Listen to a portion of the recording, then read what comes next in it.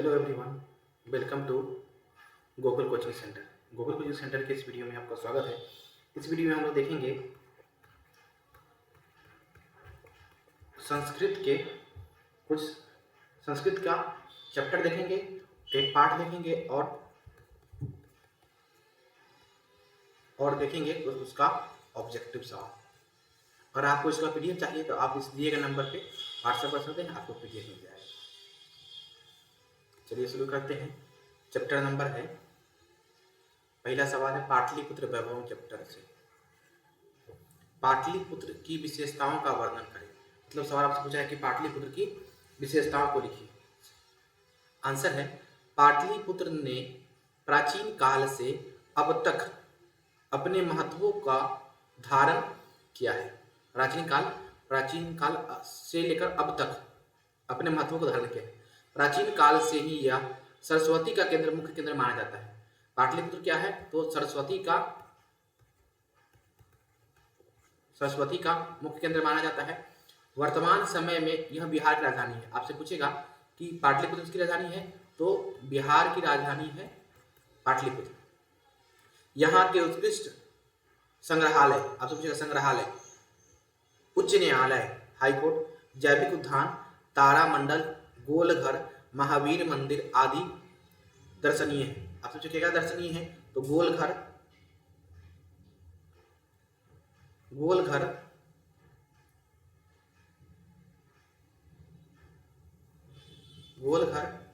महावीर मंदिर आदि दर्शनीय है। सिख संप्रदाय के 10वें गुरु गोविंद सिंह का जन्म स्थल जो गुरुद्वारा नाम से जाना जाता है। यहाँ देश विदेश के यात्री भ्रमण आदि दर्शन के लिए आते हैं। पटना का पालन करने वाली देवी पटन देवी आज भी पूजी जाती है। आपसे पूछेगा कि पटना का पालन कौन करता है, तो पटना का पालन करता है पटन देवी। सिख संप्रदाय के 10वें गुरु कौन थे? तो गुरु गोविंद सिंह थे। उनका जन्म कहाँ हुआ था? तो पाटलिपुत्र में हुआ था। ये सवाल पूछेगा।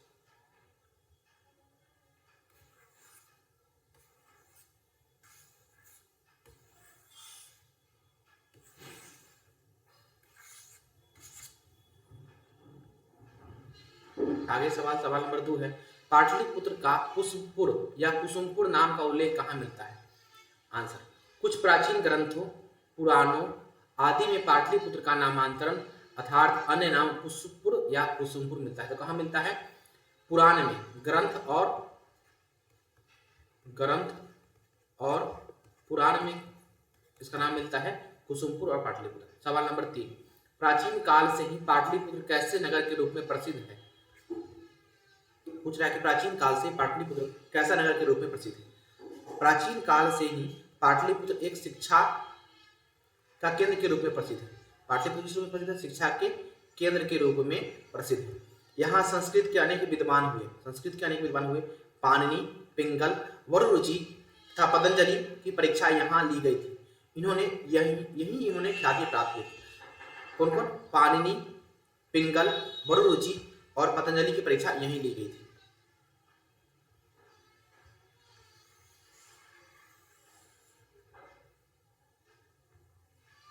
आगे सवाल नंबर 4, सिख संप्रदाय के लोगों के लिए पटना क्यों महत्वपूर्ण है? अथवा पटना के गुरुद्वारा किसके लिए और क्यों महत्वपूर्ण है? गुरु गोविंद सिंह ने पटना सिटी में जन्म लिया था। आप समझिएगा गुरु गोविंद सिंह जन्म कब हुआ था? पटना सिटी में। क्या गुरु थे? तो गुरु गोविंद सिंह 10वें गुरु थे। जैसे आप 10वां का परीक्षा दे रहे हैं वैसे गुरु गोविंद सिंह 10वें गुरु थे। पटना सिटी में सभी धर्म गुरु पधारे हैं। 10वें गुरु गोविंद सिंह का जन्म स्थल गुरुद्वारा भी यही है। इसीलिए यह पवित्र स्थल सिख संप्रदाय में बड़ा महत्व है। तो सिख संप्रदाय के लिए कौन है? 10वें गुरु कौन थे? गुरु गोविंद सिंह 10वें गुरु थे। आगे सवाल है, प्राचीन संस्कृत ग्रंथ में पाटलिपुत्र की ख्याति किस रूप में है? प्राचीन संस्कृत ग्रंथों में पाटलिपुत्र किस रूप में फेमस है, किस रूप में ख्याति प्राप्त है? प्राचीन संस्कृत ग्रंथों और पुराणों में पाटलिपुत्र का नाम पुष्पपुर या कुसुमपुर माना जाता है। इस नगर के समीप पाटल पुष्पों का उत्पादन होता है। संभवतः पाटलिपुत्र शब्द यहाँ पाटल पुष्पों को पल्लवित होने पल्लवित होने के कारण परिचालित है। यहाँ शरत काल में कौमुदी महोत्सव होता था। यह महोत्सव दुर्गा पूजा के अवसर पर दृष्टिगत होता था। आपसे पूछेगा कि कौमुदी महोत्सव कब मनाया जाता था? तो शरत काल में, मतलब दुर्गा पूजा के समय। आगे सवाल नंबर 6, पाटलिपुत्र वैभव पाठ के 5 वाक्यों में परिचय दे, या पाटलिपुत्र का शिक्षा का केंद्र, प्राचीन केंद्र क्यों माना जाता है? आंसर, राजशेखर द्वारा रचित काव्य मीमांसा। वेरी वेरी इंपॉर्टेंट सवाल पूछेगा कि राजशेखर किस पुस्तक की रचना किया है? तो काव्य मीमांसा से हमें यह जानकारी मिलती है कि पाटलिपुत्र शिक्षा का एक प्राचीन केंद्र था। कहां से जानकारी मिलता है? तो जानकारी मिलता है राजशेखर द्वारा रचित पुस्तक काव्य मीमांसा से। यहाँ संस्कृत के अनेक विद्वान पाणिनि, पिंगल, वरुरुचि तथा पतंजलि की परीक्षा यहीं ली गई थी और यही उन्होंने ख्याति प्राप्त की। यहाँ संग्रहालय, गोलघर, जैविक उद्यान आदि दर्शनीय स्थल है। चंद्रगुप्त मौर्य के समय यहाँ की शोभा तथा रक्षा व्यवस्था उत्कृष्ट थी। अशोक के समय यह समृद्धि थी। क्या था? समृद्धि था। पटना सबसे समृद्ध कब था? सबसे अधिक समृद्ध कब था? तो किसके समय? अशोक के समय। आगे सवाल नंबर 7, पेन चेंज कर लेते हैं। सवाल नंबर 7, पाटलिपुत्र के प्राचीन महोत्सव का वर्णन करें। पटना में कौमुदी महोत्सव कब मनाया जाता है? तो आंसर अभी पढ़े, कौमुदी महोत्सव कब मनाया जाता है? शरद काल में दुर्गा पूजा के समय। पाटलिपुत्र में शरद काल में कौमुदी महोत्सव बड़ी धूमधाम से मनाया जाता है। पाटलिपुत्र में शरद काल में कौमुदी महोत्सव बड़ी धूमधाम से मनाया जाता है। यहाँ सभी नगरवासी आनंद मग्न हो जाते थे। इस समारोह का विशेष प्रचलन गुप्त वंश के शासनकाल में हुआ था। कौमुदी महोत्सव किसका शासनकाल से मनाया जा रहा है? तो गुप्त वंश के समय से मनाया जा रहा है। आजकल जिस तरह दुर्गा पूजा मनाई जाती है, उसी प्रकार प्राचीन काल में कौमुदी महोत्सव बनाया जाता था। तो कौमुदी महोत्सव के बारे में क्या बताना है? कौमुदी महोत्सव कब मनाया जाता है? शरद काल में। और कब, किस समय? दुर्गा पूजा के समय। और किस वंश में? तो गुप्त वंश के समय से ही मनाया जाता है। आगे सवाल नंबर 8, लेखक पाटलिपुत्र वैभव पाठ से हमें क्या संदेश देना चाहता है? मतलब लेखक जो है वो पाटलिपुत्र वैभव पाठ के आधार पर हमें क्या संदेश देना चाहता है? लेखक का कहना है कि प्राचीन काल में पाटलिपुत्र एक महान नगर था। पाटलिपुत्र क्या था? एक महान नगर था, जहां शिक्षा, वैभव और समृद्धि थी। मध्यकाल में इसकी स्थिति ठीक नहीं थी। मुगल काल में इस नगर का पुनः उद्धार हुआ। पुनः उद्धार मतलब पहले कुछ गड़बड़ हो गया था, फिर से व्यवस्था उसका सही हुआ। तथा अंग्रेजों के शासन काल में से लेकर वर्तमान इस नगर का अत्यधिक विकास हुआ है। सवाल नंबर 9, प्राचीन पाटलिपुत्र में शिक्षा के संबंध में लेखक ने क्या कहा है? क्या विचार था? अथवा कवि दामोदर गुप्त के अनुसार पाटलिपुत्र नगर कैसा था? दामोदर गुप्त ने पटना के संबंध में क्या लिखा है? प्रस्तुत पाठ में लेखक ने बताया कि दामोदर गुप्त नामक कवि से हमें जानकारी मिलती है कि सरस्वती के वंशज यहाँ रहते थे। पटना में कौन रहते थे? तो सरस्वती के वंशज यहाँ रहते थे। राजशेखर कवि के अनुसार पाणिनि, पिंगल, वरुरुचि आदि महान विद्वानों की परीक्षा यहाँ ली गई थी। इससे ज्ञात होता है कि प्राचीन पाटलिपुत्र शिक्षा का एक महत्वपूर्ण केंद्र था। आगे सवाल नंबर 10, चेंज कर दीजिए।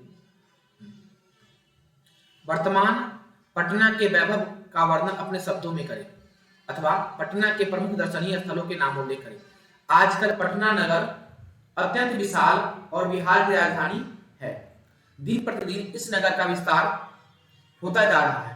गंगा के पावन तट पर बसा हुआ यह नगर अपनी प्राचीन सभ्यताओं के साथ आज भी परिपूर्ण दिखाई देता है। संग्रहालय, सचिवालय, गोलघर, तारामंडल, जैविक उद्यान, मौर्यकालिक अवशेष, महावीर मंदिर यहाँ दर्शनीय स्थल है। सिख संप्रदाय के 10वें गुरु गोविंद सिंह का जन्म स्थल गुरुद्वारा के नाम से प्रसिद्ध है। आगे सवाल नंबर 11, भगवान बुद्ध ने पटना के बारे में क्या कहा है? मतलब भगवान बुद्ध पटना के बारे में क्या क्या बताए? भगवान बुद्ध ने पाटिल ग्राम के बारे में कहा था कि यह गांव एक समय महानगर होगा। क्या होगा? महानगर होगा, किंतु परस्पर लड़ाई, आग और बाढ़ के भय से पीड़ित रहेगा। क्या कहते हैं कि यहाँ पर क्या होगा? आग और बाढ़ के भय से हमेशा पीड़ित रहेगा। कालांतर में पाटलिग्राम ही पटना के नाम से जाना जाने लगा। तो अभी इसका नया नाम क्या है? इसका नया नाम है पटना, जो क्या है? बिहार की राजधानी है। राजशेखर ने पटना के संबंध में क्या लिखा है? राजशेखर ने पटना का उल्लेख किस रूप में किया है? कवि राजशेखर ने अपनी रचना काव्य मीमांसा में लिखा है कि पटना में बड़े बड़े व्याकरण भाष्यकार परिलक्षित हुए। इन्होंने कहा है कि बहुत समय तक पाटलिपुत्र की प्राचीन सरस्वती परंपरा रही है। सवाल नंबर 13, कौन कौन विदेशी आदमी पटना आए थे? वेरी इंपॉर्टेंट सवाल पूछता है सवाल। तो कौन कौन आया था? मेगास्थनीज, फाहियान, वेनसांग, इति सिंह आदि विदेशी आदमी पटना आए थे। कौन कौन आया था?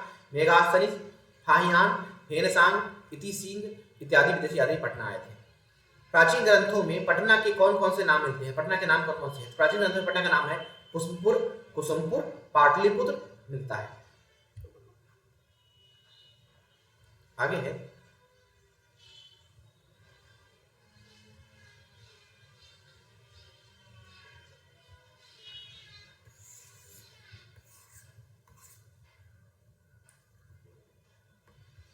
चंद्रगुप्त मौर्य के काल में पाटलिपुत्र की रक्षा व्यवस्था कैसी थी? चंद्रगुप्त मौर्य के काल में पाटलिपुत्र की रक्षा व्यवस्था शोभा एवं अत्यंत उत्कृष्ट थी। आगे देखिए, आगे हम कुछ पेज ऐड कर देते हैं, इसमें कुछ ऑब्जेक्टिव देख लेते हैं।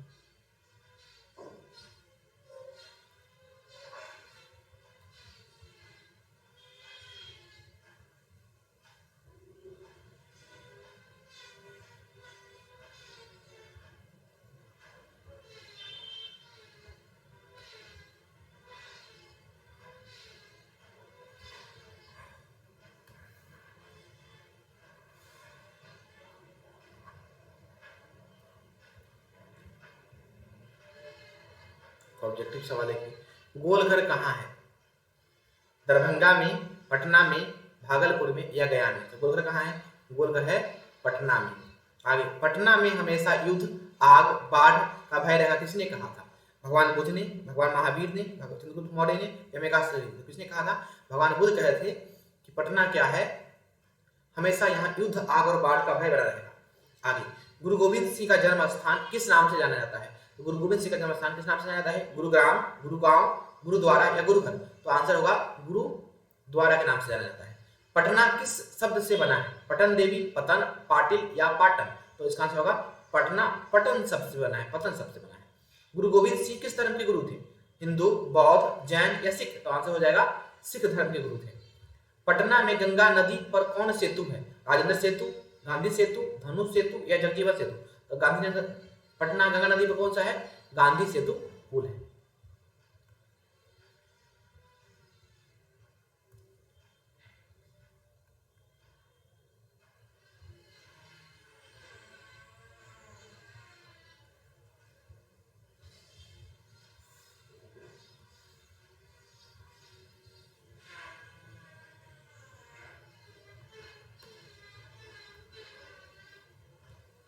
आगे 7 नंबर सवाल, किसके काल में पाटलिपुत्र की रक्षा व्यवस्था उत्कृष्ट थी? किसके काल में पाटलिपुत्र की रक्षा व्यवस्था उत्कृष्ट थी? चंद्रगुप्त मौर्य के, समुद्रगुप्त के, कुमारगुप्त के, इनमें से कोई नहीं। चंद्रगुप्त मौर्य के समय यहाँ की रक्षा व्यवस्था क्या थी? सबसे अच्छा थी चंद्रगुप्त मौर्य के समय। चंद्रगुप्त मौर्य के समय सबसे अच्छी रक्षा व्यवस्था थी। बुद्ध काले पाटलिपुत्रस्य नगरस्य नाम किम? पाटलिग्राम, पटना, पाटलिग्राम, पाटिलग्राम या पुष्पुर? तो क्या था आंसर? पाटिलग्राम। कुटिंतम काव्य के रचनाकार कौन है? समुद्रगुप्त, चंद्रगुप्त, दामोदर गुप्त या मेगास्थनी? तो कुटिंतम काव्य के रचनाकार हैं दामोदर गुप्त। कस्य महापुरुषस्य जन्मस्थाने पाटलिपुत्रस्य पुत्रे अस्ति? गुरुनानकस्य, महावीरस्य, राजा राममोहन रायस्य, गुरु गोविंद सिंहस्य? तो किसका जन्म हुआ था पाटलिपुत्र में? तो गुरु गोविंद सिंह का जन्म हुआ था।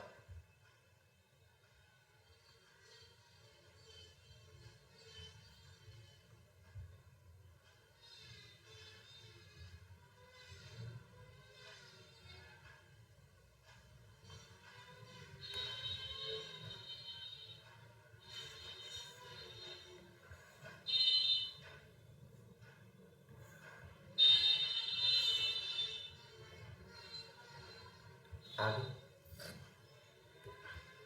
सिखों के 10वें गुरु कौन थे? सिक्के के गुरु 10वें गुरु कौन थे? गुरु गोविंद सिंह थे सिखों के 10वें गुरु। पाटलिपुत्र किस प्रांत की राजधानी है? बिहार, झारखंड। तो किसकी राजधानी है?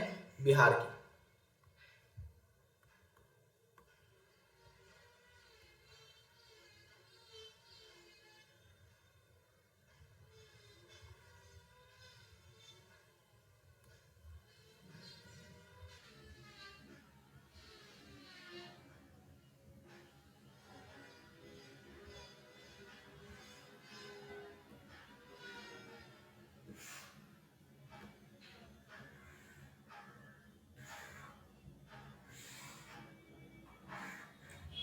आगे सवाल है, सवाल नंबर 13। दामोदर गुप्त किस काव्य के रचनाकार हैं? काव्य मीमांसा, मृच्छकटिका, मुद्राराक्षस या कुटिलतम। तो दामोदर गुप्त ने कौन किताब लिखी है? कुटिलतम। काव्य मीमांसा के कवि कौन है? राजशेखर, चंद्रगुप्त, दामोदर गुप्त या मेघास्थनी। काव्य मीमांसा के कौन है? राजशेखर। राज्ञ अशोकस्य समय अस्य नगरस्य वैभवं कीदृश अस्ति। तो राजा अशोक के समय इस नगर की अच्छा व्यवस्था कैसी थी? तो अति समृद्ध थी, समृद्धम। मेघास्थनी किसके, पटना किसके समय आए थे? अशोक के समय, मुगल काल के समय, चंद्रगुप्त मौर्य के समय या अंग्रेजों के समय? किसके समय आए थे? चंद्रगुप्त मौर्य के समय आए थे मेघास्थनी। पाटलिपुत्र नाम, पाटलिपुत्र पटना के नाम से कब प्रसिद्ध हुआ? मुगल काल में, गुप्त वंश में, मध्य काल में या अंग्रेजों के शासन काल में? तो मध्य काल में पटना नाम से फेमस हुआ। पाटल पुष्पों की पुतली का रचनाकार, रचना के आधार पर पटना का कौन सा नाम है? पुष्पपुर, कुसुमपुर, पाटलिपुत्र या पटना। तो आंसर हो जाएगा पाटलिपुत्र।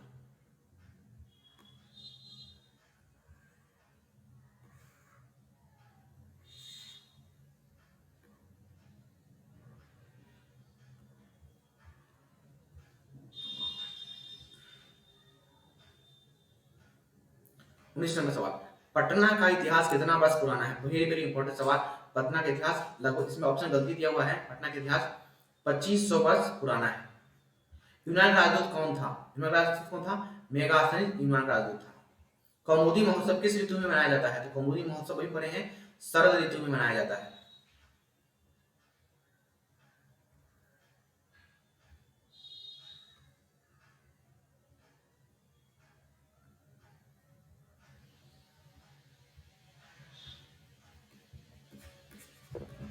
Thank you.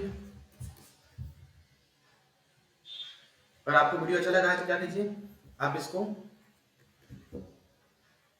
सब्सक्राइब कर लीजिए।